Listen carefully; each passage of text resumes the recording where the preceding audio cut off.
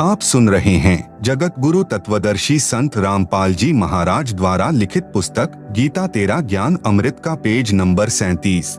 वहाँ नैष्कर्मय मोक्ष प्राप्त होता है, जिसका भावार्थ है कि सत्यलोक यानी सनातन परम धाम में बिना कार्य यानी कर्म किए ही सब सुविधाएं तथा पदार्थ प्राप्त होते हैं और अपने पुण्य कभी समाप्त नहीं होते। वैसे तो श्री ब्रह्मा, विष्णु, शिव, गणेश, दुर्गा, ब्रह्म तथा परब्रह्म की भक्ति से भी नैष्कर्मय मोक्ष प्राप्त होता है।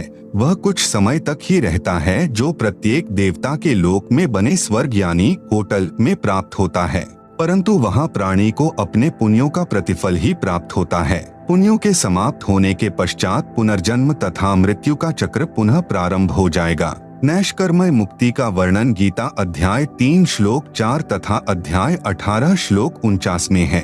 जिस सनातन परम धाम तथा शांति की प्राप्ति के लिए तथा उस परमेश्वर की शरण में जाने के लिए गीता अध्याय 18 श्लोक 62 तथा अध्याय 15 श्लोक 4 में कहा है, वह गीता ज्ञान दाता से अन्य पूर्ण परमात्मा है। गीता अध्याय 8 श्लोक 5 तथा 7 में तो गीता ज्ञान दाता ने अपनी भक्ति करने को कहा है, उससे तो जन्म मृत्यु दोनों की बनी रहेगी। इसलिए फिर गीता अध्याय 8 श्लोक 8, 9, 10 में उस परमेश्वर की भक्ति करने के लिए कहा है, जिसका वर्णन गीता अध्याय 18 श्लोक 62 तथा अध्याय 15 श्लोक 4 में है। फिर गीता अध्याय 8 के ही श्लोक 18 में कहा है।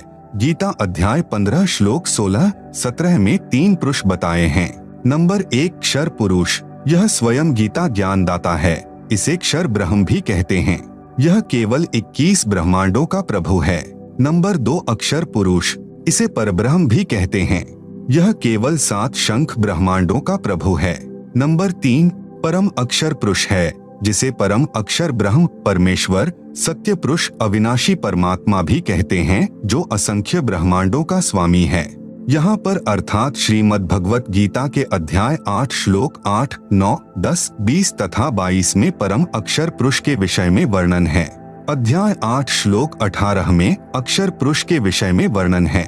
जिस समय अक्षर पुरुष का एक दिन समाप्त होता है, जो 1000 युगों का होता है। ध्यान रहे, गीता अध्याय 8 श्लोक 17 में मूल पाठ में केवल सहस्र युग लिखा है, न कि सहस्र चतुर्युग। इसलिए अक्षर पुरुष के एक दिन के समाप्त होने पर सर्व प्राणी क्षर पुरुष तथा अक्षर पुरुष के कुछ क्षेत्र के नष्ट हो जाते हैं। क्षर पुरुष व इसके सर्व यानी 21 ब्रह्मांड के सब प्राणी नष्ट हो जाते हैं। जब दिन प्रारंभ होता है तो पुनः सब जीव अपने कर्मानुसार उत्पन्न होते हैं तथा मरते हैं। फिर गीता अध्याय 8 के ही श्लोक 20 में कहा है कि परंतु इस अव्यक्त अर्थात अक्षर पुरुष से परह यानी परे जो अन्य सनातन अव्यक्त भाव अर्थात परम अक्षर ब्रह्म है, वह परमेश्वर तो सब प्राणियों के नष्ट होने पर भी नष्ट नहीं होता है। आप सुन रहे हैं जगत गुरु तत्वदर्शी संत रामपाल जी महाराज द्वारा लिखित पुस्तक गीता तेरा ज्ञान अमृत का पेज नंबर 38। फिर गीता अध्याय 8 श्लोक 21 में कहा है कि उसे अविनाशी अव्यक्त कहा गया है, उसी को परमेश्वर कहा गया है। उसी धाम की प्राप्ति से परम गति अर्थात परम शांति प्राप्त होती है, जिसे प्राप्त होकर साधक फिर वापस नहीं आते, जिसके विषय में गीता अध्याय 18 श्लोक 62 तथा अध्याय 15 श्लोक 4 में कहा है। गीता ज्ञान दाता ने बताया है कि वह धाम मेरे धाम से परम अर्थात श्रेष्ठ है, इसलिए उसे सनातन परम धाम कहते हैं। नोट, इस गीता अध्याय 8 श्लोक 21 के अनुवाद में गलती की है कि गीता ज्ञान दाता ने कहा है कि वह मेरा परम धाम है। वास्तव मूल पाठ में लिखा है तत् धाम परमम मम, इसमें मम शब्द में हलंत यानी मम नहीं है। प्रमाण के लिए उन्हीं गीता अनुवादकों ने गीता अध्याय 3 श्लोक 23 में मम का अर्थ करते समय अर्थ किया है मम यानी मेरा ही। इसी प्रकार इस अध्याय 8 श्लोक 21 में मम का अर्थ मेरे से परम धाम है, सही है।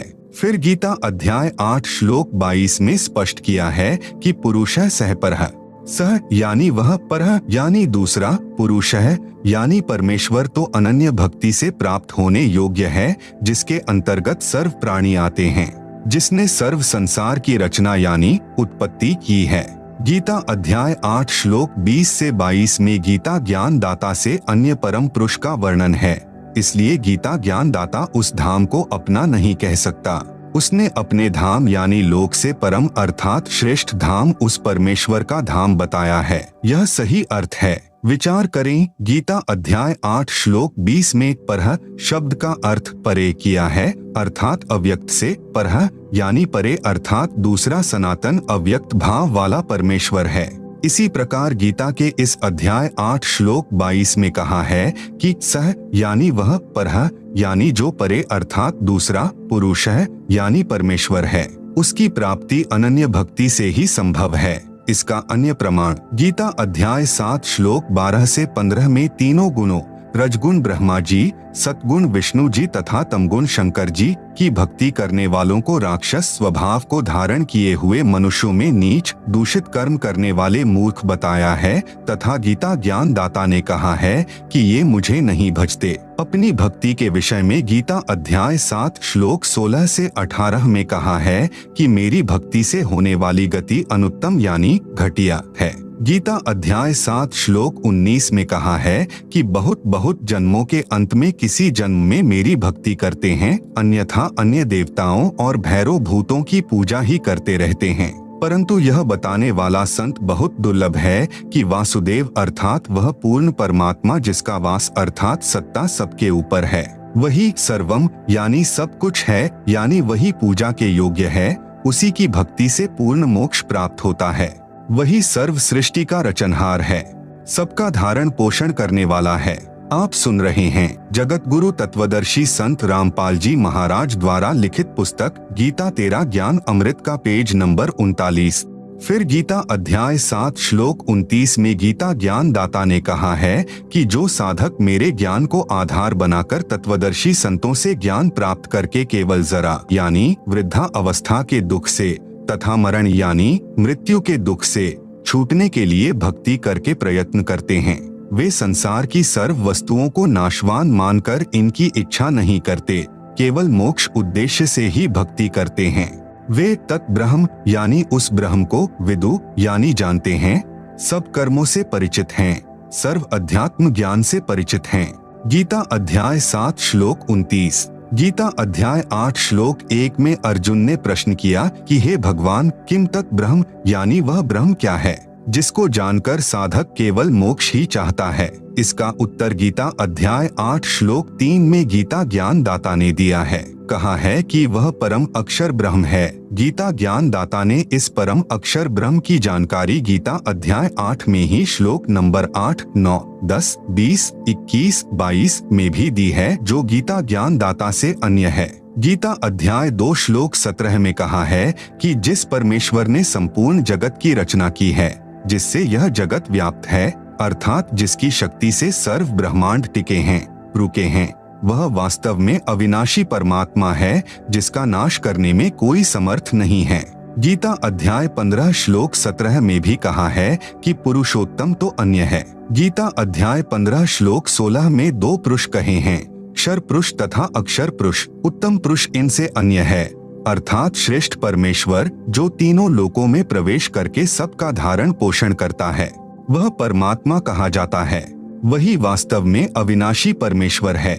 गीता अध्याय 15 श्लोक 17। फिर गीता अध्याय 2 के ही श्लोक 59 में भी गीता ज्ञान दाता ने अपने से अन्य परमात्मा के विषय में कहा है। प्रसंग गीता अध्याय 2 श्लोक 53 से चला है, जिसमें कहा है कि हे अर्जुन, जिस समय भांति भांति के भ्रमित करने वाले ज्ञान के वचनों से विचलित हुई तेरी बुद्धि जब परमात्मा में अटल यानी स्थिर ठहर जाएगी, तब तू योग को प्राप्त होगा। गीता अध्याय 2 श्लोक 53। फिर गीता अध्याय 2 श्लोक 59 में कहा है कि कुछ व्यक्ति निराहार रहकर यानी भोजन त्याग कर केवल फलाहार या दुग्धाहार ही करते हैं। उनके कुछ समय के लिए विषय विकार तो निवृत्त हो जाते हैं, परंतु संसार के पदार्थों से आसक्ति निवृत्त नहीं होती। शास्त्रानुसार साधना करने से उस अन्य परमात्मा का साक्षात्कार होता है, जिससे विषय विकार तथा आसक्ति भी निवृत्त हो जाती है। गीता अध्याय 2 श्लोक 59 के मूल पाठ में परम शब्द जिसका अर्थ है पर अर्थात दूसरा होता है। उदाहरण के लिए गीता अध्याय 7 श्लोक 13 में मूल पाठ में यही परम शब्द है। इसमें गीता ज्ञान दाता ने कहा है कि तीनों गुणों रजगुण श्री ब्रह्मा जी, सतगुण श्री विष्णु जी तथा तमगुण श्री शंकर जी के भाव से सारा संसार मोहित हो रहा है। इनसे परे मुझे नहीं जानता। गीता अध्याय 7 श्लोक 13। इसमें परम यानी पर यानी परे अर्थात दूसरा अर्थ हुआ। आप सुन रहे हैं जगत गुरु तत्वदर्शी संत रामपाल जी महाराज द्वारा लिखित पुस्तक गीता तेरा ज्ञान अमृत का पेज नंबर 40। इसी प्रकार गीता अध्याय 2 श्लोक 59 में परम का अर्थ पर यानी परे अर्थात दूसरा जाने, क्योंकि गीता अध्याय 11 श्लोक 55 तथा गीता अध्याय 12 श्लोक 1 से 6 में प्रमाण है। गीता अध्याय 11 श्लोक 55 में संकेत किया है कि मत कर्मकृत यानी शास्त्रानुकूल भक्ति कर्म मेरे लिए करता हुआ, मत परम यानी मेरे से श्रेष्ठ परमात्मा के लिए करता हुआ, मत भक्त यानी मेरा भक्त मुझे ही प्राप्त होता है। क्योंकि जब तक तत्वदर्शी संत नहीं मिलता तब तक वेदों अनुसार ज्ञान से ओम नाम का जाप पूर्ण परमात्मा का मानकर करते हैं, जिससे ब्रह्म लोक में चले जाते हैं। इसलिए कहा है कि मेरा भक्त मेरे से अन्य पूर्ण परमात्मा की भक्ति करके भी मुझे ही प्राप्त होता है। गीता अध्याय 11 श्लोक 55। फिर गीता अध्याय 12 श्लोक 1 में स्पष्ट है कि अर्जुन ने प्रश्न किया कि जो भक्त पूर्वोक्त प्रकार से गीता अध्याय 11 श्लोक 55 में संकेत है, जो त्वम यानी आपको तथा जो अव्यक्तम अक्षरम यानी अविनाशी अव्यक्त जिसका वर्णन गीता अध्याय 8 श्लोक 20 से 22 में है, उसको भजते हैं, उनमें से उत्तम भक्ति वाला कौन सा भक्त है। गीता अध्याय 12 श्लोक 1। फिर गीता अध्याय 12 श्लोक 2 में गीता ज्ञान दाता ने कहा है कि मेरा भक्त जो केवल मेरे ध्यान में लगा है वह युक्ततमाह मताह यानी मेरे विचार से वह सही साधक है।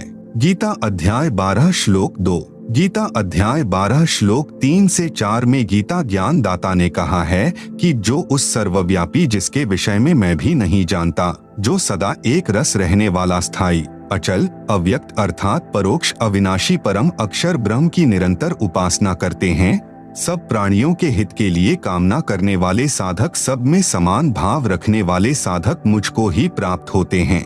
भावार्थ है कि जिस सच्चिदानंद घन ब्रह्म अर्थात परम अक्षर ब्रह्म का ज्ञान गीता ज्ञान दाता को भी नहीं है, उसका ज्ञान तत्वदर्शी संतों को होता है। तत्वदर्शी संत न मिलने से ब्रह्म के ओम नाम को परम अक्षर ब्रह्म का नाम यानी मंत्र जाप मानकर साधना करते हैं, जिस कारण से काल के जाल में रह जाते हैं। इसलिए कहा है कि वह साधक मुझे ही प्राप्त होता है। परमेश्वर कबीर जी ने सोहम मंत्र का आविष्कार करके साधकों को बताया है, परंतु सारनाम फिर भी गुप्त ही रखा है। सूक्ष्म वेद में लिखा है, सोहम शब्द हम जग में लाए, सार शब्द हम गुप्त छिपाएं। सोहम ऊपर और सत्सुकृत एक नाम, सब हंसों का बास है, नहीं बस्ती नहीं ठाम। सतगुरु सोहम नाम दे, गुज बीरज विस्तार, बिन सोहम सीझै नहीं, मूल मंत्र निजसार। आप सुन रहे हैं जगत गुरु तत्वदर्शी संत रामपाल जी महाराज द्वारा लिखित पुस्तक गीता तेरा ज्ञान अमृत का पेज नंबर 41। जो साधक सोहम नाम का जाप करते हैं, यह परब्रह्म अक्षर पुरुष जो गीता अध्याय 15 श्लोक 16 में प्रमाण है, उसका जाप है। सारनाम मिले बिना सोहम तथा ओम पूर्ण मोक्षदायक नहीं है। ओम का जाप ब्रह्म यानी गीता ज्ञानदाता का है। ब्रह्मलोक में महाइंद्र का लोक प्राप्त होता है जो ब्रह्मलोक में ही बना है, तथा सोहम नाम के जाप की भक्ति कमाई से ब्रह्मलोक में ही बने नकली सत्यलोक को प्राप्त होता है। साधना काल में साधक यह भी कहता रहता है, सब प्राणियों का भला हो, सर्वे भवन्तु सुखिनः, सर्वे सन्तु निरामयाः, सर्वे भद्राणि पश्यन्तु, मा कश्चित् दुख भाग भवेत्। भावार्थ सब सुखी हो, सब आरोग्य अर्थात स्वस्थ हो, सबका भला हो, कोई दुख किसी को न हो। यह मंगल कामना का मंत्र बनाकर आशीर्वाद देता है, दुआ यानी प्रार्थना करता रहता है, जिससे इस साधक की पुण्य कमाई तथा भक्ति धन दुआ आशीर्वाद के माध्यम से समाप्त हो जाते हैं। तत्वदर्शी संत का अनुयायी यह गलती कभी नहीं करता। इसलिए कहा है कि उस परम अक्षर ब्रह्म का साधक भी मुझे ही प्राप्त होता है, क्योंकि भक्ति आशीर्वाद तथा सर्व की मंगल कामना करके समाप्त कर दी। कुछ महास्वर्ग यानी ब्रह्मलोक में खा खर्ची, फिर जन्म मरण तथा 84 लाख प्राणियों के चक्र में गिर जाता है। राजा जनक के जीवन से सिद्ध करते हैं। त्रेतायुग में जनक जी एक धार्मिक राजा थे। इनकी पुत्री सीता जी थी, जो त्रिलोकीनाथ श्री विष्णु उर्फ श्री रामचंद्र पुत्र श्री दशरथ जी की पत्नी थी। सतयुग में राजा जनक जी का जीव ही राजा अम्बरीश थे, जो श्री विष्णु जी के परम भक्त थे। साथ साथ वेदों के अनुसार ओम नाम का जाप करते थे, जो ब्रह्म साधना है, जिसके परिणाम स्वरूप लाखों वर्ष श्री विष्णु जी के लोक में बने स्वर्ग में अपनी भक्ति के सुख को भोगा। फिर लाखों वर्ष ब्रह्म लोक में ब्रह्म साधना के सुख को भोगा। फिर त्रेता युग में पुनर्जन्म जनक का हुआ, जो एक धार्मिक राजा थे। अपने जीवन काल में अनेकों यज्ञ यानी धार्मिक अनुष्ठान किए, श्री विष्णु जी की भक्ति की, ब्रह्म साधना भी की। जब संसार छोड़कर चलने लगे तो एक विमान स्वर्ग से आया, राजा जनक जी को बैठाकर उड़ चला। रास्ते में एक नरक था, जिसमें 12 करोड़ जीव अपनी करनी का दंड भोग रहे थे। हाहाकार मची थी। जनक जी ने देवदूतों से पूछा कि यह किन दुखियों की चिल्लाहट है। विमान रोको। विमान रुक गया। देवदूतों ने बताया, राजन, यह एक नरक है, इसमें प्राणी अपने पाप कर्मों का दंड भोग रहे हैं। जनक जी ने कहा, इनको इस नरक से निकाल दो, मुझसे देखा नहीं जा रहा। देवदूतों ने कहा, जनक जी, यहाँ आपका राज्य नहीं है, यहाँ धर्मराज की आज्ञा चलती है।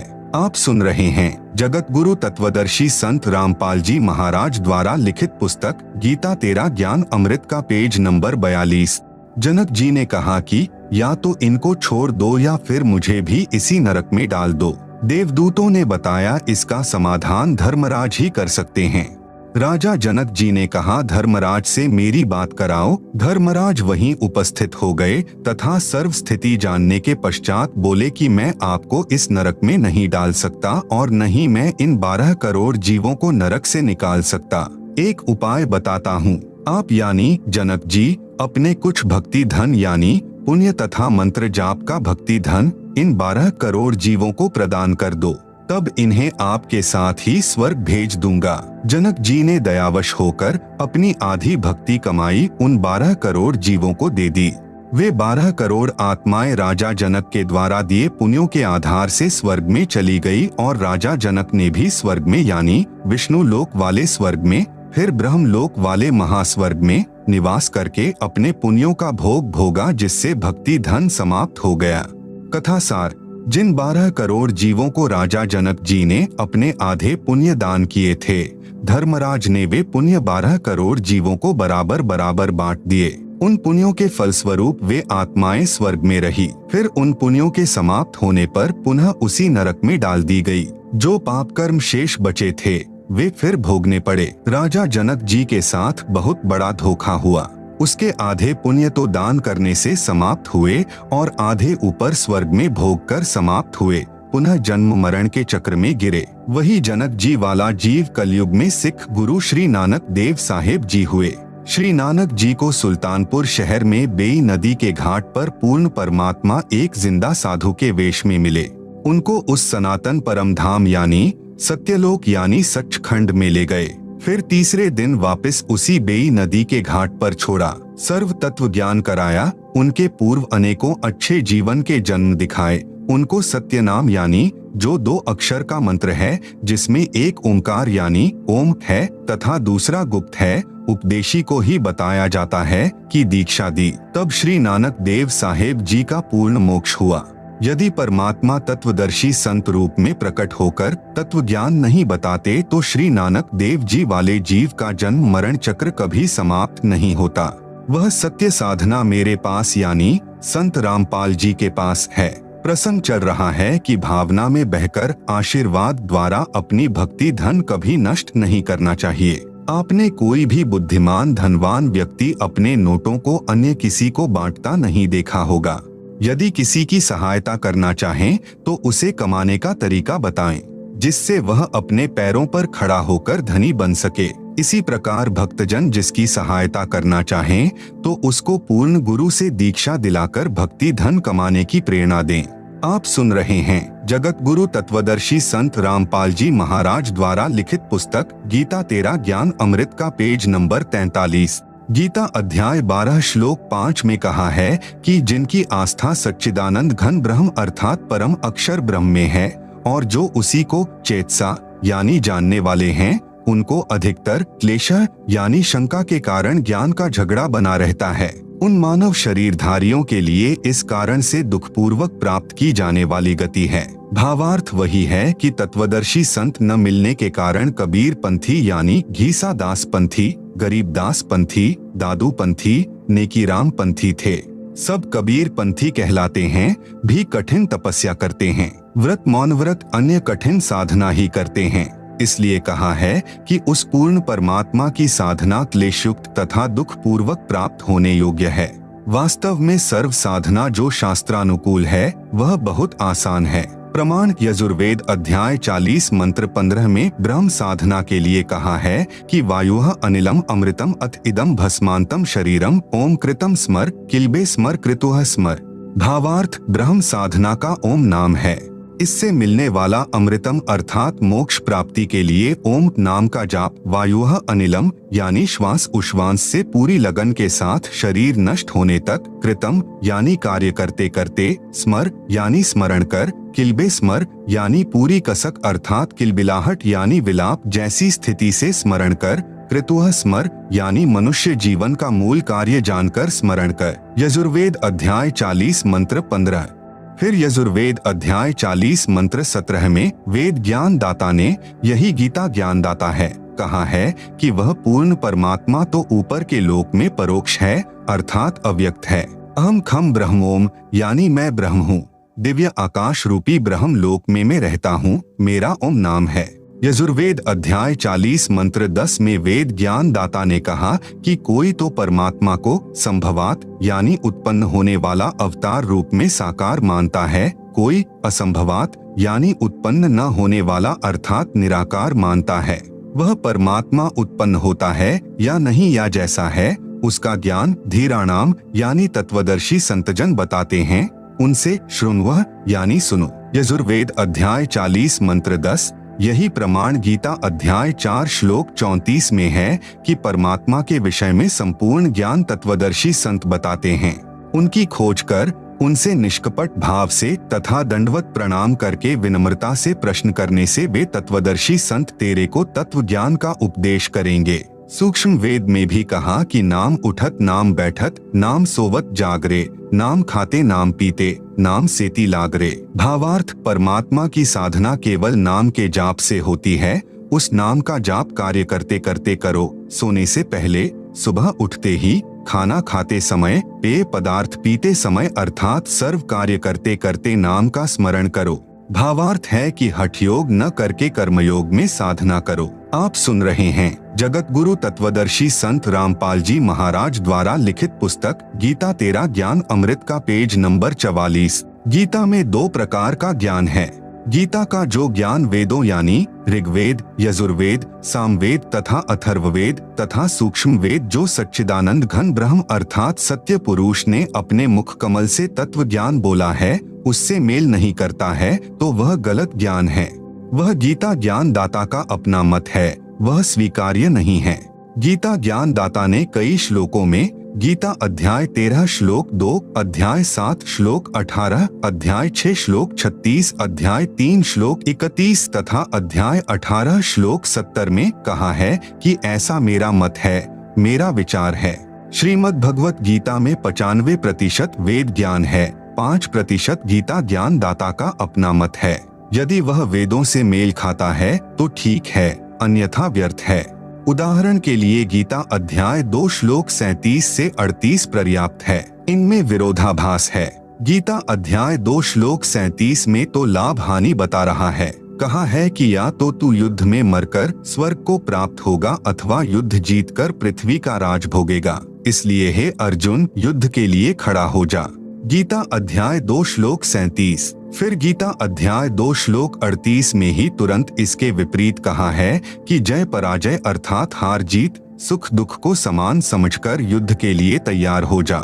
इस प्रकार युद्ध करने से तू पाप को प्राप्त नहीं होगा। गीता अध्याय 2 श्लोक 38। गीता अध्याय 11 श्लोक 33 में भी स्पष्ट किया है कि तू उठ यश को प्राप्त कर, शत्रुओं को जीतकर धन धान्य से संपन्न राज्य को भोग। मैंने तेरे सामने वाले योद्धाओं को पहले ही मार रखा है, तू केवल निमित्त मात्र बन जा। पांडवों द्वारा की गई यज्ञ महाभारत ग्रंथ में एक प्रकरण आता है कि कुरुक्षेत्र के मैदान में युद्ध हुआ, करोड़ों सैनिक मारे गए, करोड़ों बहनें विधवा हो गई, करोड़ों बच्चे अनाथ हो गए। पांडव युद्ध जीत गए, कौरवों का सर्वनाश हो गया। दिल्ली यानी इंद्रप्रस्थ की गद्दी पर श्री युधिष्ठिर को बैठाकर श्री कृष्ण जी द्वारका चले गए। युधिष्ठिर राजा को भयंकर स्वप्न आने लगे, जिसमें सिर कटे व्यक्ति उनके महल में प्रवेश करते दिखाई देने लगे। करोड़ों बच्चे पिताजी पिताजी कहकर चिल्लाते दिखाई देने लगे। करोड़ों सैनिकों की विधवाएं हाय कंत कह कहकर बिलखती तड़फती अपने सिर के बालों को नोचती दिखाई देने लगी। उनकी वह तड़फ मानो कह रही हो कि महलों के सुख को भोगने के लिए हमारे सुहाग उजाड़ने वाले इन बच्चों सहित हमें भी मार डाल, तेरा ऐश्वर्य पूर्ण हो जाएगा। कितने दिन रहोगे इस राज सिंहासन पर। एक दिन सुबह के समय राजा युधिष्ठिर स्नान करने के लिए गंगा तट पर गया। वहाँ पर कई हजारों की संख्या में महिलाएं भी अपने सुहाग की चूड़ियां जो विधवा होने पर तोड़ी जाती हैं। आप सुन रहे हैं जगत गुरु तत्वदर्शी संत रामपाल जी महाराज द्वारा लिखित पुस्तक गीता तेरा ज्ञान अमृत का पेज नंबर 45। उनको जल प्रवाह करने उस घाट पर गई हुई थी, रो रही थी, सुबक रही थी, कुछ चक्कर खाकर गिर रही थी। उसके बेटे बेटियां उस विधवा माँ के ऊपर गिरकर रो रहे थे। कुछ एक को दो महिलाएं जो वृद्ध थी, हाथ का सहारा देकर चल रही थी तथा सब रो रही थी। यह विकराल दृश्य देखकर राजा युधिष्ठिर बिना स्नान किए ही वापस लौट गए। सारा दिन वही दृश्य आंखों के सामने घूमने लगा। कुछ नहीं खाया पिया, रात्रि में सोने लगा तो वही दृश्य आंखों के सामने था। जैसे तैसे सोया तो वही स्वप्न आने लगे जो पहले 2-3 दिन से दिख रहे थे। राजा युधिष्ठिर न सो पा रहा था, न रो पा रहा था, न कुछ खा रहा था, केवल नाम मात्र आहार करता था। आंखें फटी फटी सी, चेहरा डरा डरा सा रहता था। द्रौपदी कई दिन से यह दशा अपने बड़े पति की देख रही थी। कई बार कारण भी पूछा, परंतु उत्तर होता था कुछ नहीं कुछ नहीं। जब द्रौपदी को संतोषजनक उत्तर नहीं मिला और युधिष्ठिर जी की दशा दिन प्रतिदिन बिगड़ती देखकर उसे अन्य पांडवों को बताना पड़ा। चारों पांडव भीम, अर्जुन, नकुल तथा सहदेव युधिष्ठिर जी के पास गए तथा विनम्रता पूर्वक परेशानी का कारण पूछा। युधिष्ठिर ने उस समय भी कहा कुछ नहीं। जब बड़ा भाई जीवित है तो छोटों को टेंशन यानी चिंता नहीं करनी चाहिए। लेकिन अर्जुन ने कहा कि बड़े भाई क्या हम बच्चे हैं? क्या हम अपने भाई के दुख के भागीदार नहीं बन सकते? क्या आप हमें अपना भाई नहीं मानते? युधिष्ठिर की आंखों से आंसू झलक गए और चारों को बाहों में लेकर सीने व गले से लगाकर फिर उनके मुख पर हाथ रखकर कहने लगा कि ऐसा मत कहो, आप मेरे भाई ही नहीं मेरी जिंदगी हो और पिताजी की धरोहर हो, परंतु ऐसी कोई बात नहीं है जो आपसे छुपाऊं। सहदेव ने आंखों में पानी भरकर कहा कि बड़े भैया, लगता है राजा बनकर आप बेईमान धोखेबाज बन गए हो। हमसे अवश्य कुछ हेराफेरी बेईमानी कर रहे हो। सच सच बता दो, हम चारों की कसम, नहीं तो हम भी खाना पीना त्याग देंगे। युधिष्ठिर को उस छोटे भाई के प्यार भरे उलाहनों ने विवश कर दिया उनके सामने अपना दुख व्यक्त करने के लिए। तब जो स्वपन तथा गंगा दरिया तट पर दृश्य देखे थे सब बताए। पांडवों के गुरु श्री कृष्ण जी थे। प्रमाण गीता अध्याय 2 श्लोक 7 तथा गीता अध्याय 4 श्लोक 3 में। इसलिए पांचों पांडव द्वारका पहुँचे तथा युधिष्ठिर जी की परेशानी से श्री कृष्ण जी को परिचित कराया तथा इस संकट के आने का कारण तथा निदान यानी समाधान पूछा। श्री कृष्ण जी ने देख सोचकर बताया कि युधिष्ठिर के ऊपर बुरी आत्माओं का साया है तथा युद्ध में किए बंधुघात का पाप सिर चढ़ा है। समाधान श्री कृष्ण जी ने बताया कि एक अश्वमेध यज्ञ करो। आप सुन रहे हैं जगत गुरु तत्वदर्शी संत रामपाल जी महाराज द्वारा लिखित पुस्तक गीता तेरा ज्ञान अमृत का पेज नंबर 46। पूरी पृथ्वी के साधु संत, ऋषि, महर्षि, ब्राह्मण अपने रिश्तेदार तथा स्वर्ग लोक के सर्व देवताओं को उस यज्ञ में भंडारा भोजन कराओ। एक पंचायन यानी पंचानन अर्थात पंचमुखी शंख लाओ। उसको एक सुसज्जित मेज पर रखा जाएगा। जब सर्व उपस्थित मेहमान भोजन कर लेंगे तब यह शंख अपने आप आवाज करेगा तब तुम्हारे ये 3 ताप का संकट समाप्त होगा। यदि शंख ने आवाज नहीं की तो यज्ञ संपूर्ण नहीं होगी, संकट बना रहेगा। यह सुनकर अर्जुन को मानो सांप सूंघ गया हो, उसका दिमाग फटने को हो गया। सोचने लगा कि जब युद्ध की तैयारी थी, मैं युद्ध से मना कर रहा था, तब भगवान युद्ध करने को बार बार प्रेरित कर रहे थे। कहा था कि तुम्हें कोई पाप नहीं लगेगा, तू तो निमित्त मात्र है, तेरे दोनों हाथों में लड्डू हैं। अब कह रहे हैं कि युद्ध में किए नरसंहार का पाप ही तुम्हारे संकट का कारण है। समाधान भी ऐसा बताया कि उस समय के करोड़ों रुपए यानी वर्तमान के खरबों रुपए खर्च होने हैं। यह विचार करके अर्जुन विष की घूंट पी गया कि यदि मैं आज श्री कृष्ण जी से प्रश्न करके पूछूंगा कि गीता ज्ञान देते समय आप कह रहे थे कि युद्ध करो, तुम पाप को प्राप्त नहीं होगे, अब वही युद्ध में किया पाप ही संकट का कारण बताया है। भाई युधिष्ठिर यह सोचेगा कि खरबों रुपए मेरे इलाज पर खर्च होने हैं, अर्जुन इसीलिए श्री कृष्ण जी से वाद विवाद कर रहा है, यह मेरा इलाज नहीं कराना चाहता। जरा सी भी भनक युधिष्ठिर भाई को लग गई तो यह मर सकता है, इलाज नहीं कराएगा। यह विचार करके अर्जुन ने यज्ञ की तिथि तथा स्थान पूछकर यज्ञ की तैयारी की। उस यज्ञ में 33 करोड़ देवता, 88,000 ऋषि, 12 करोड़ ब्राह्मण, 56 करोड़ यादव यानी अर्जुन की ससुराल वाले द्वारका से 9 नाथ, 84 सिद्ध महात्मा, अन्य अनेकों सामान्य जनता जन आए तथा श्री कृष्ण सहित सबने भोजन खाया, परंतु शंख ने आवाज नहीं की। फिर संत सुदर्शन यानी सुपच जी को बुलाया गया, तब वह शंख बजा, यज्ञ संपूर्ण हुई। उस समय करुणामय नाम से प्रकट परमात्मा जो तत्वदर्शी संत की लीला करने प्रत्येक युग में आते हैं, आए हुए थे। सुदर्शन उनका शिष्य था तथा सत्यनाम यानी सतनाम जो 2 अक्षर का है, एक ओम दूसरा तत् की भक्ति करता था, जिस कारण से पांडवों की यज्ञ सफल हुई थी तथा वह 3 ताप से आया संकट पांडवों का समाप्त हुआ था, जो न श्री कृष्ण जी के भोजन करने से तथा न उपरोक्त महानुभावों के भोजन करने से समाप्त हुआ। श्री सुदर्शन जी उस परम अक्षर ब्रह्म अर्थात पूर्ण परमात्मा की भक्ति करता था। सूक्ष्म वेद में कहा है, तुम कौन राम का जपते जापम, ताते कटेन ना तुम्हारे तीनों तापम। भावार्थ, आप कौन से राम की भक्ति का नाम जपते हैं जिससे आपके 3 ताप भी समाप्त नहीं होते, मोक्ष तो बहुत दूर की बात है। इसलिए मेरे यानी संत रामपाल के पास वह सत्य साधना है, 2 अक्षर का सत्य नाम है। आओ और दीक्षा लेकर अपना कल्याण कराओ। आप सुन रहे हैं जगत गुरु तत्वदर्शी संत रामपाल जी महाराज द्वारा लिखित पुस्तक गीता तेरा ज्ञान अमृत का पेज नंबर 47। अब उसी प्रसंग पर आते हैं कि गीता में 2 तरह का ज्ञान है अर्थात विरोधाभास है। एक तो गीता ज्ञान दाता ने युद्ध कराने के लिए अपने दाव पेच लड़ाए हैं, वे वेद विरुद्ध होने से तथा सत्य से परे होने से स्वीकार्य नहीं है, वह इसका मत है। इसलिए गीता अध्याय 12 श्लोक 5 में कहा है कि उस सच्चिदानंद घन ब्रह्म की भक्ति क्लेश व दुखपूर्वक प्राप्त होती है, जबकि वेद में लिखा है कि तत्वदर्शी संत मिलने के पश्चात उस परमात्मा यानी पूर्ण ब्रह्म की भक्ति कार्य करते करते नाम जाप साधना करके की जाती है। बहुत ही सरल है। इससे सिद्ध हुआ कि गीता ज्ञान दाता ने जो अपना मत बताया है, यदि वह वेदों यानी 4 वेद हैं, number 1 Rigveda, number 2 Yajurveda, number 3 Samaveda, number 4 Atharvaveda तथा 5वां है सूक्ष्म वेद से मेल नहीं खाता है, तो वह व्यर्थ ज्ञान है। वह गीता ज्ञान दाता के घर का है, वह हमें ग्रहण नहीं करना है, वह हमें नहीं मानना है। अन्य प्रमाण गीता अध्याय 12 श्लोक 8 से 19 तक में अपना मत बताया है। गीता अध्याय 12 श्लोक 8 में गीता ज्ञान दाता ने कहा है कि मुझ में मन लगा, मेरे में बुद्धि लगा, मुझे प्राप्त होगा। इसी प्रकार ऊर्ध्वम यानी ऊपर वाले अव्यक्त की भक्ति करेगा तो उसे प्राप्त होगा, इसमें कोई संशय नहीं है।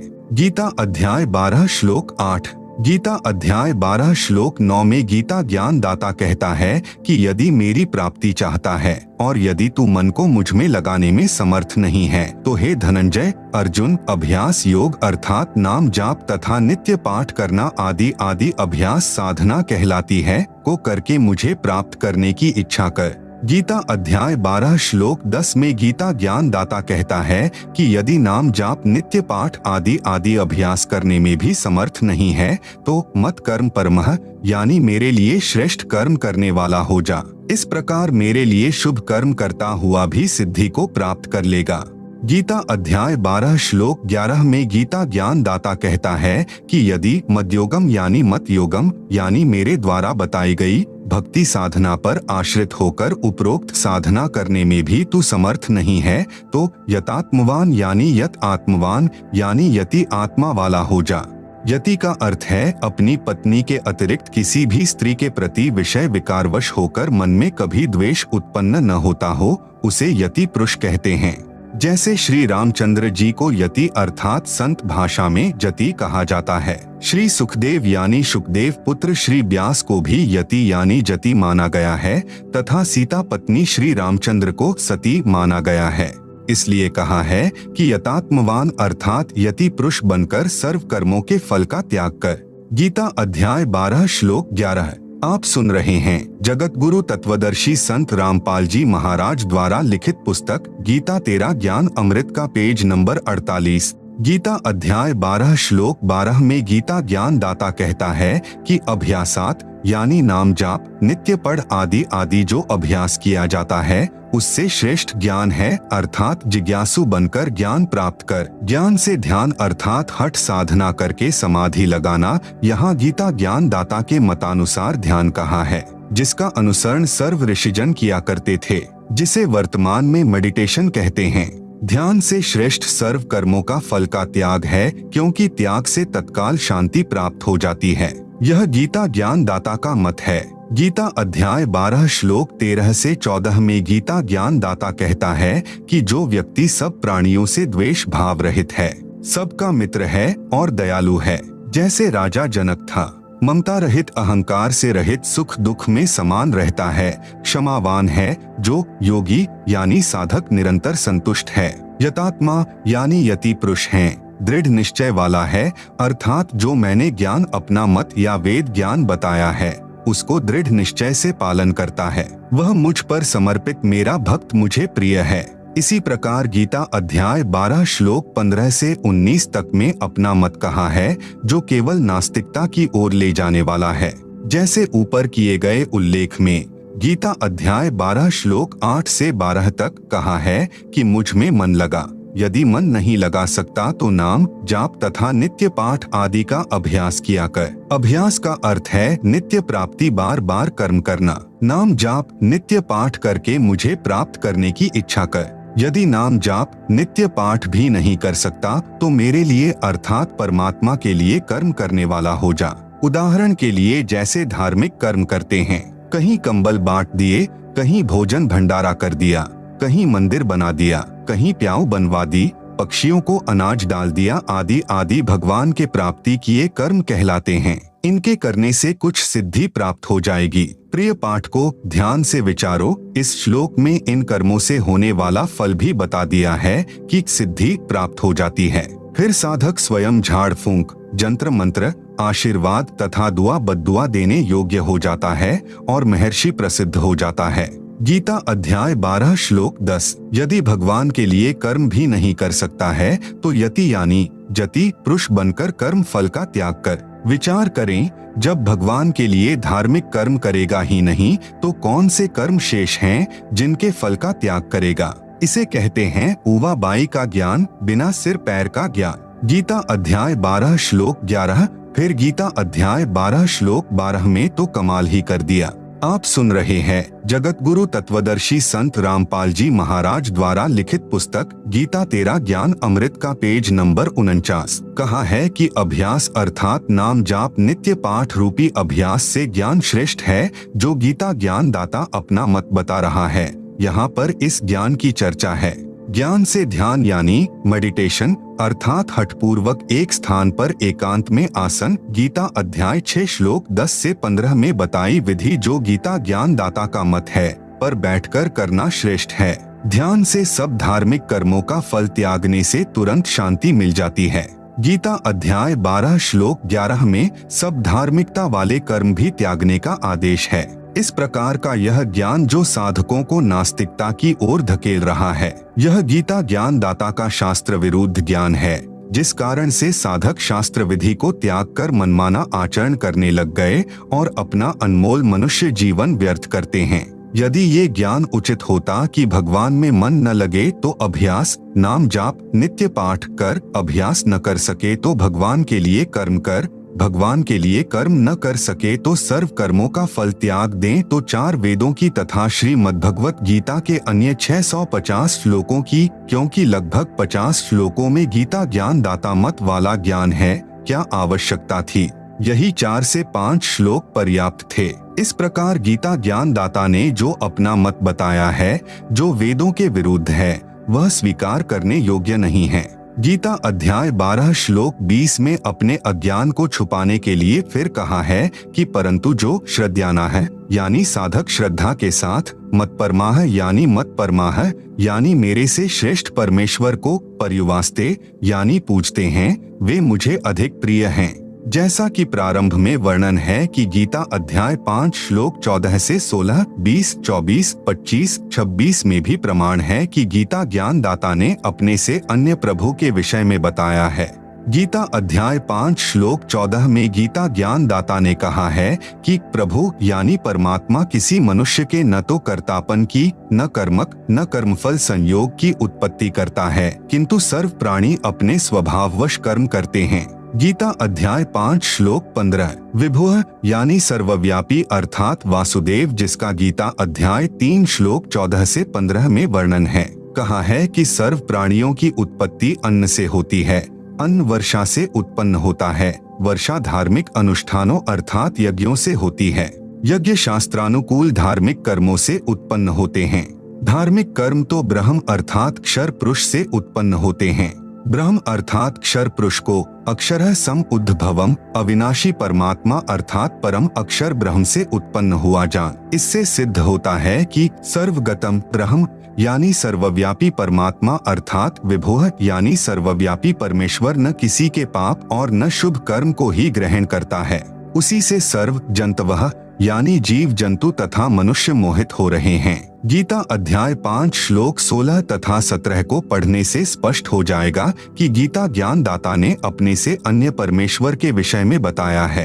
आप सुन रहे हैं जगत गुरु तत्वदर्शी संत रामपाल जी महाराज द्वारा लिखित पुस्तक गीता तेरा ज्ञान अमृत का पेज नंबर 50। इसी प्रकार गीता अध्याय 5 श्लोक 20, 24, 25, 26 को गीता में अन्य अनुवादकों द्वारा किए सरलार्थ से समझा जा सकता है।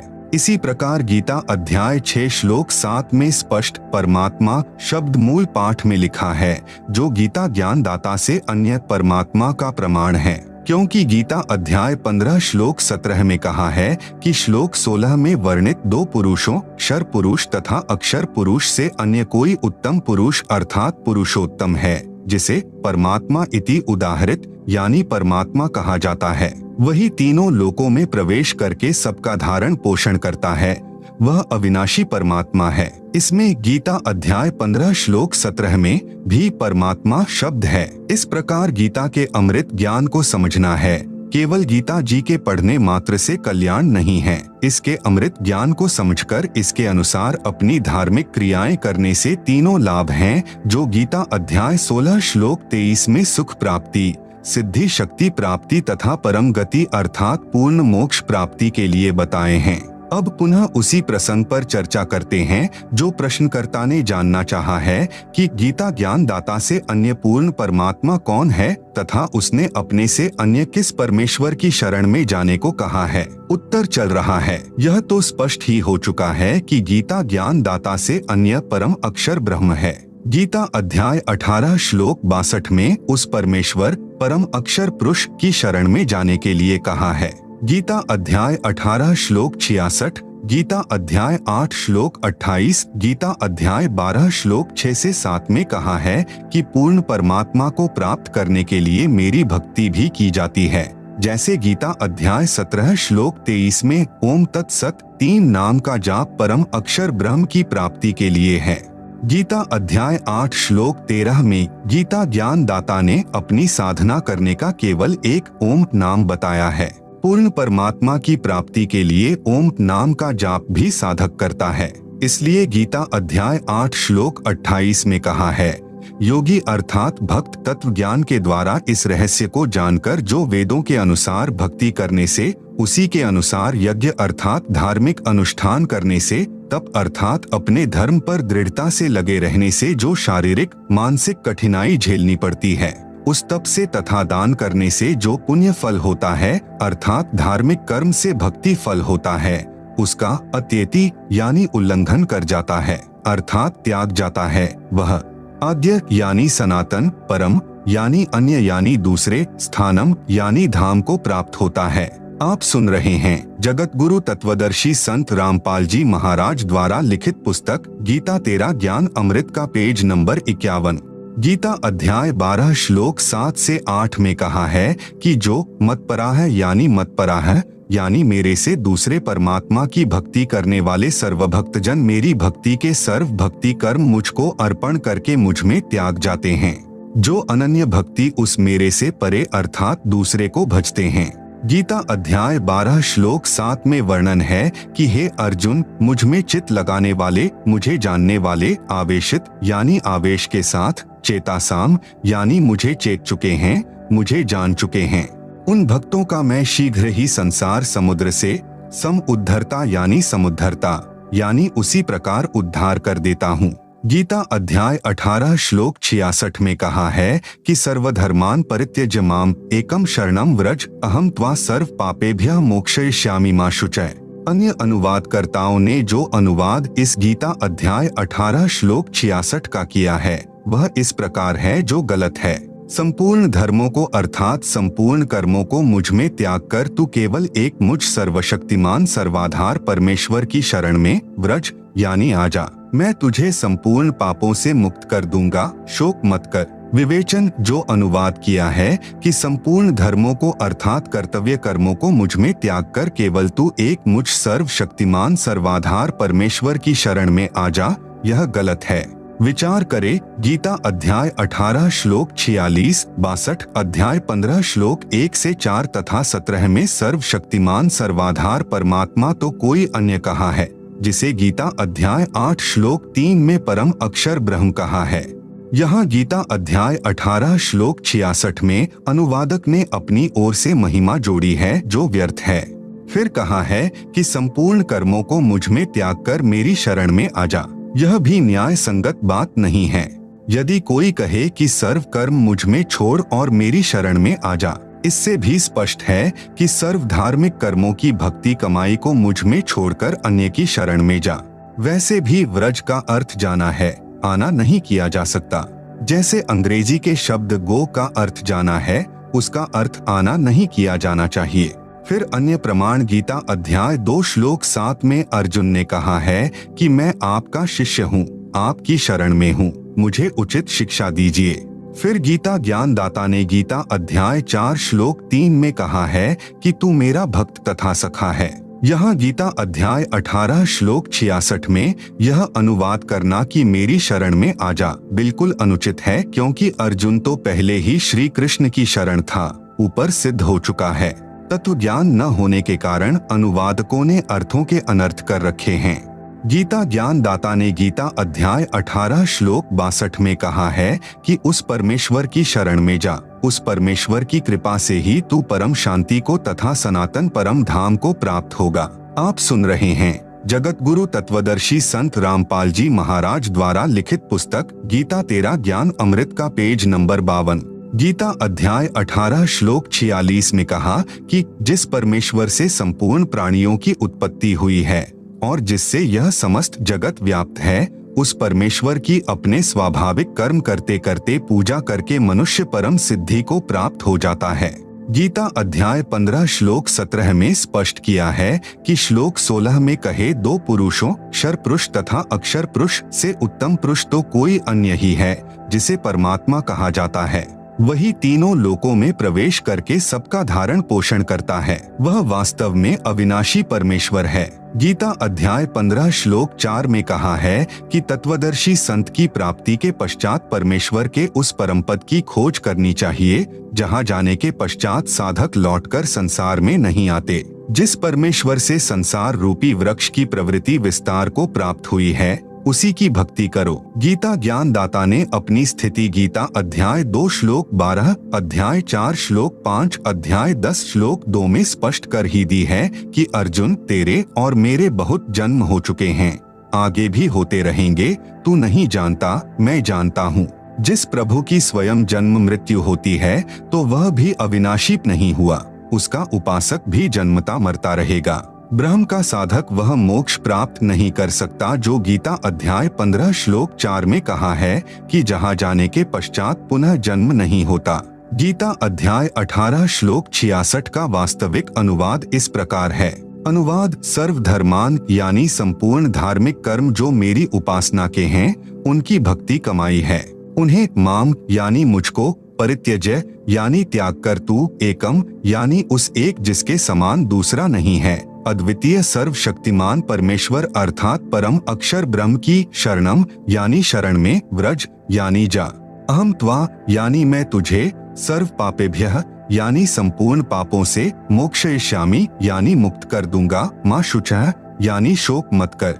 गीता अध्याय 18 श्लोक 66 में गीता ज्ञान दाता ने कहा है कि जो मंत्र मेरी उपासना के हैं उनकी भक्ति की कमाई मुझको त्याग कर तू केवल उस एक अर्थात जिसके समान कोई अन्य शक्ति न हो, अद्वितीय सर्वशक्तिमान परमेश्वर अर्थात परम अक्षर ब्रह्म की शरण में जा, मैं तुझे सर्व पापों से मुक्त कर दूंगा, शोक मत कर। गीता अध्याय 18 श्लोक 66। विश्लेषण: गीता अध्याय 17 श्लोक 23 में गीता ज्ञान दाता ने संकेत किया है कि उस ब्राह्मण यानी सच्चिदानंद घन ब्रह्म अर्थात परम अक्षर ब्रह्म की प्राप्ति का ओम तत् सत यह 3 मंत्र का जाप है। इसी का जाप करने का निर्देश है। फिर गीता अध्याय 8 श्लोक 13 में अपनी उपासना का मंत्र बताया है कि मुझ ब्रह्म की भक्ति का केवल एक ओम अक्षर है, जो इसका उच्चारण करता हुआ शरीर त्याग कर जाता है तो उसको मेरी परम गति यानी मोक्ष प्राप्त होती है। आप सुन रहे हैं जगत गुरु तत्वदर्शी संत रामपाल जी महाराज द्वारा लिखित पुस्तक गीता तेरा ज्ञान अमृत का पेज नंबर 53।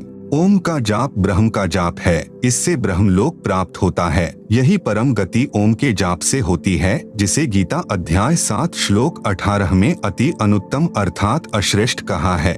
गीता अध्याय 8 श्लोक 16 में कहा है कि ब्रह्म लोक तक जितने भी लोक हैं उनमें गए हुए साधक पुनरावृत्ति में हैं, अर्थात ब्रह्म लोक तक गए साधक पुनः जन्म मृत्यु में रहते हैं। इसलिए उपरोक्त गीता अध्याय 18 श्लोक 46, 62, 66, अध्याय 15 श्लोक 4 तथा 17 में किसी समर्थ परमेश्वर की शरण में जाने के लिए कहा है, जो ओम तत् सत नाम का जाप। गीता अध्याय 17 श्लोक 23 में 3 मंत्र ओम तत् सत है। इसमें जो ओम नाम है वह ब्रह्म का जाप है।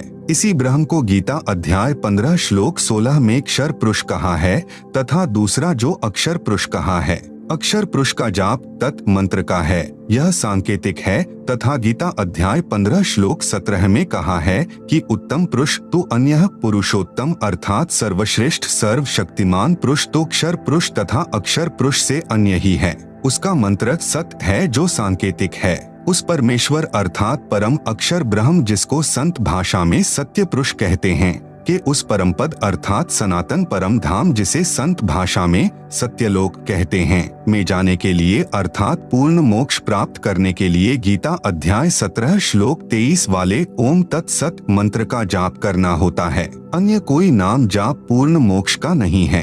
तत् सत ये दोनों अन्य मंत्र हैं जो उपदेश लेने वाले को उपदेश के समय ही सार्वजनिक किए जाते हैं। ओम नाम का जाप ब्रह्म यानी अक्षर पुरुष का है, गीता ज्ञान दाता का है। इसकी उपासना ओम नाम के जाप से होती है। ओम नाम के जाप की कमाई अर्थात धार्मिक कर्म ब्रह्म को त्यागने होते हैं। हम पहले बिना तत्व ज्ञान के ओम नाम के जाप की कमाई यानी भक्ति धन ब्रह्म लोक में जाकर समाप्त कर देते थे। पाप यानी कर्ज यानी लोन शेष रह जाते थे। उनको नरक में तथा 84 लाख प्रकार के प्राणियों के शरीर में कष्ट उठाकर भोगा करते थे। अब हम ओम नाम के जाप का भक्ति धन ब्रह्म को त्याग देंगे, इसका फल ब्रह्म लोक में नहीं भोगेंगे, जिसके प्रतिफल में यह ब्रह्म अर्थात क्षर पुरुष हमारे सर्व पापों यानी कर्ज को समाप्त कर देगा। इस गीता अध्याय 18 श्लोक 66 का यह भावार्थ है। फिर हम तत् मंत्र के जाप की कमाई अक्षर पुरुष अर्थात परब्रह्म गीता ज्ञान दाता से दूसरा ब्रह्म को त्याग देंगे। उसका 7 शंख ब्रह्मांड का क्षेत्र है, जिसको पार करके सनातन परम धाम यानी सत्यलोक में जाने का किराया देना होता है। दूसरे शब्दों में टोल टैक्स वह तत् मंत्र के जाप की कमाई से पूरा हो जाता है। फिर सत मंत्र जो सत्य पुरुष परम अक्षर ब्रह्म का जाप है, इसकी कमाई लेकर हम परमेश्वर के उस परम पद में अर्थात सनातन परम धाम यानी सत्यलोक को प्राप्त हो जाएंगे, जहां जाने के पश्चात साधक फिर संसार में कभी नहीं आते, परम शांति अर्थात पूर्ण मोक्ष प्राप्त होता है। आप सुन रहे हैं जगत गुरु तत्वदर्शी संत रामपाल जी महाराज द्वारा लिखित पुस्तक गीता तेरा ज्ञान अमृत का पेज नंबर 54। यह संपूर्ण भक्ति साधना मेरे यानी संत रामपाल दास के पास है। आओ और अपना कल्याण कराओ। यह है यथार्थ गीता के अध्याय 18 श्लोक 66 का अनुवाद। इसलिए कहा है गीता तेरा ज्ञान अमृत। उपरोक्त प्रमाणों से सिद्ध हुआ कि गीता ज्ञान दाता से अन्य पूर्ण परमात्मा है। उसी की शरण में जाने के लिए गीता ज्ञान दाता ने गीता अध्याय 18 श्लोक 62-66 में कहा है। जिस अनमोल गीता ज्ञान को ठीक से न समझकर अज्ञानी व्यक्तियों ने उल्टा अर्थ किया है, लिखा है कि गीता ज्ञान देने वाला अपनी ही शरण में आने को कह रहा है। जैसे किसी व्यक्ति का कार्य मुख्यमंत्री के अधिकार में है और वह मंत्री के पास खड़ा है, मंत्री से विनय कर रहा है कि यह कार्य कर दीजिए। मंत्री बुद्धिमान होता है, वह भ्रमित नहीं करता।